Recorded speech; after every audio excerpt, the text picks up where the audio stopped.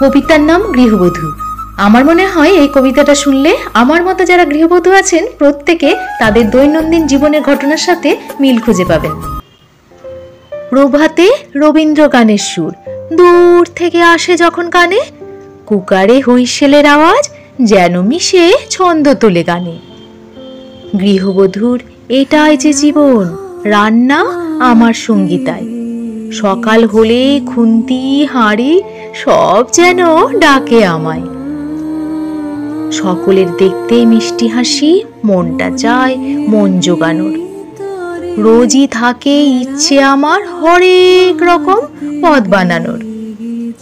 দিনের বেশি সময় কেড়ে নেয় পঞ্চব্যঞ্জন রান্নাতে।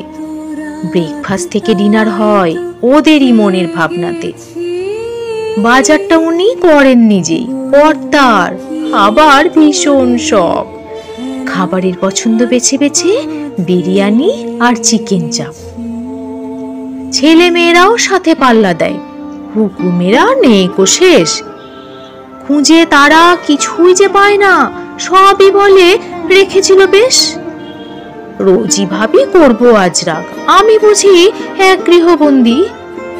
জীবন দেখছি হলো বিস্বাদ, তাই মনে এক নিলাম ফন্দি। যেদিন হলো ওই রেস্ট নেওয়া বুঝলাম ভুল ছিলাম আমি। সময় তো কাটতেই চায় না, শেখালো এরাই যে চিন্তামণি।